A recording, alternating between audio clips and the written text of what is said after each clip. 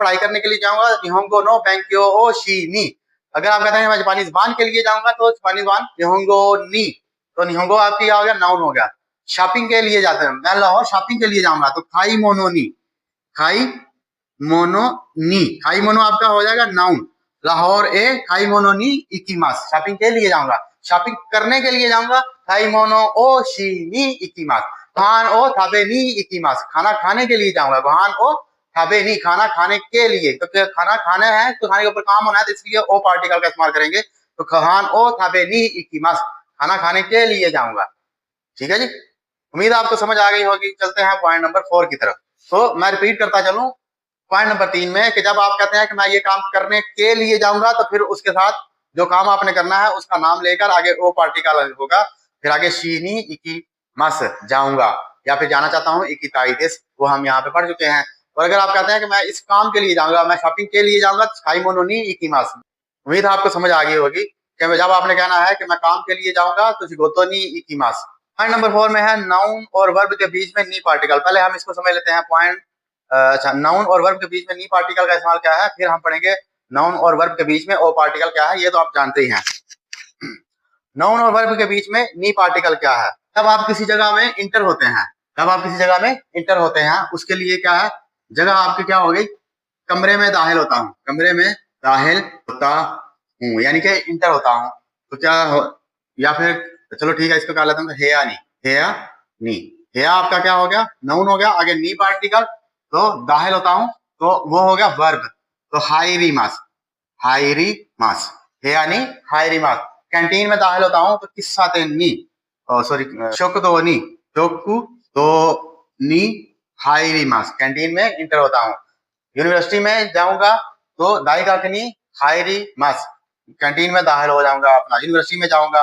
या फिर आप किसी को कहते हैं कि आओ उस होटल में चलें, आओ उस होटल में चलें, चलें यानी कि उस होटल नजर आ रहा है तो आप कहते हैं कि आओ उस होटल में चलें, तो क्या होता है आनो, आनो होतेर, होतेरु, मैं यहाँ पे लिख देता हूँ, ये ले होतेरु, आनो होतेरु नी, होटल में दाखिल आने होतेरु नी हाईरी माशो, हाईरी माशो, आओ उस होटल में चलें।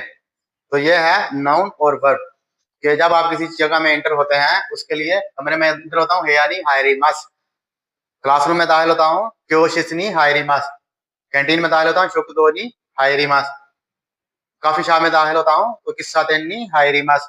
तो या फिर किसी को जब आपने इनवाइट करना हो क्या क्लासरूम में चलें, क्लासरूम में चलें, आओ काफी, आओ कैंटीन में चलें, आओ कॉफी पीने के लिए चलें, तो किस्सा तेनी हायरी माशो, क्योशिसनी हायरी माशो वगैरह वगैरह। तो उसके बाद नाउन और वर्ब के बीच में ओ पार्टिकल का इस्तेमाल करते हुए क्या है कि जब आप कहते हैं कि मैं घर से निकलता हूँ, सुबह 7 बजे घर से निकलता हूँ, तो क्या हो जाएगा शिची, शिची जी नी उची ओ देमास, शिची जी नी उचियो देमास, या फिर उचियो हाली टाइम अगर नहीं लगाना तो उचियो देमास, हको ओ देमास, कियो देमास। तो याद रखें कि जब आप किसी जगह में इंटर होते हैं तो उसके लिए है नी पार्टिकल। अगर मिसाल के तौर पर बस में दाखिल होते हैं तो बासुनी हायरी मस, बस में दाखिल होता हूँ तो बासुनी हायरी मस, बासुनी हायरी मस, बस आपकी नाउन होगी, नी पार्टिकल हो गया और आगे हायरी मस, इंटर होता हूँ, कमरे में दाखिल होता हूँ हेयानी हायरी मस। लेकिन जब आपने इनको छोड़ना है, इनसे बाहर आना है, तब आपने ओ पार्टिकल का इस्तेमाल करना है। तो बस ओ दे मस के साथ ओ दे मस, उचियो दे मस वगैरह वगैरह, एकियो दे मस। जहां से भी आपने जब बाहर आना है, किसी जगह से आप बाहर आते हैं तो उसके लिए उस जगह का नाम लेकर ओ पार्टिकल का इस्तेमाल करते हुए आगे दे मस का इस्तेमाल करेंगे। और जब आपने इंटर होना है तो उस जगह का नाम लेकर आगे नी पार्टिकल का इस्तेमाल करते हुए आगे जो भी आपने हाई रिमस का इस्तेमाल करना है। उम्मीद आपको समझ आ गई होगी। चलते हैं पॉइंट नंबर 5 की तरफ। दोको का, दोको का मतलब होता है दोको का, दोको का मतलब होता है कहीं पर। मिसाल के तौर पे आपको भूख लगी है तो आप दोस्त कहते हैं कि कहीं पर खाना खाने के लिए चलें, तो दोको का ए गोहानो काबेनी इकीमा सैन का, दोको का ए, दोको का ए गोहान ओ काबेनी चलें क्या इकीमा सैन का, इकीमा सैन का, दोको का ए गोहानो काबेनी इकीमा सैन का, कहीं पर खाना खाने के लिए चलें क्या। तो दोको का मतलब है कहीं पर, ठीक है, दोको का ए गोहानो काबेनी इकीमा सैन का। या फिर संडे का दिन होता है या फिर संडे का दिन होता है तो आप दोस्त को फोन करके पूछते हैं कि यार संडे का दिन है तो कहीं पर चलें क्या, घूमने के लिए चलें क्या? तो क्यों हुआ नीची हो विदेश ने, आज संडे का दिन है, दो का एक ही मास है इनका, कहीं पर चलें क्या? या फिर आपने उससे पूछा है कि भाई संडे का दिन था तो संडे वाले दिन आप कहीं गए थे क्या? तो नीची हो भी नहीं, दो का एक ही मास था, संडे वाले दिन कहीं गए थे क्या? ठीक है, उम्मीद है आपको समझ आ गई होगी, दो का आगे। और उसी तरह नानी का, नानी का क्या होता है कि नानी का मतलब है नानी का, नानी का मतलब होता है कुछ, कुछ यानी कि कोई चीज, कुछ कोई चीज में आता है। या फिर आपको कोई प्यास लगी है, या फिर आपको प्यास लगी हुई है तो आप पानी पीना चाहता है तो आप कहते हैं नोदो का कवाकी मास्ता ने गला खुश्क है, नानी का नोमी मासायन का, नानी का हो नोमी मासायन का, कुछ पिए क्या? ठीक है, या फिर आप कहते हैं कि ओ नाकागा सुकी मास्ता ने, ओनाकागा सुकी मास्ता ने, भूख लगी है तो नानी का हो ताबे मासायन का, कुछ खाएं क्या? ठीक है, या फिर आप कहते हैं आप शॉपिंग करने गए हैं अपने बच्चों को के साथ या दोस्त के साथ या किसी के साथ भी, तो आप उसको कहते हैं नानी का खाई काई देश का, कुछ खरीदना चाहते हैं क्या? नानी का खाई काई देश का, कुछ खरीदना चाहते हैं क्या? नानी का होशी देश का, आपको कुछ चाहिए क्या? वगैरह वगैरह। उम्मीद आपको पॉइंट नंबर 5 की समझ आ गई होगी, सिंपल है और उसमें कुछ भी नहीं है, सिर्फ कहीं पर, दो का मतलब है कहीं पर, जब आपने कहीं जाना हो तो किसी को बोलते हैं कि कहीं पर चलें, या फिर आप पूछते हैं कि कहीं गए थे क्या? और नानी का कोई चीज यानी कि कुछ चीजें या कोई चीज, तो कुछ खाना चाहोगे क्या या कुछ खरीदना चाहोगे क्या, वगैरह वगैरह।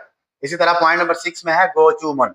गोचूमन होता है, गोचूमन, गोचूमन होता है कि जब आप होटल पे जाते हैं तो ऑर्डर देने के लिए, ऑर्डर पूछने वाला जो होता है, जब आप होटल पे जाते, गोचूमन का मतलब होता है कि जब आप होटल पे जाते हैं खाना खाने के लिए तो जो होटल वाला बंदा होता है आपसे खाना पूछने के लिए, तो वो आपको कहता है गोचूमन वाह, गोचूमन वाह, आपका ऑर्डर क्या है, गोचूमन वाह। ठीक है, मैं यहाँ पे इसको जाहिर कर देता हूँ, तो गोचूमन वाह, गोचूमन वाह, आप क्या लेंगे, आपका ऑर्डर क्या है?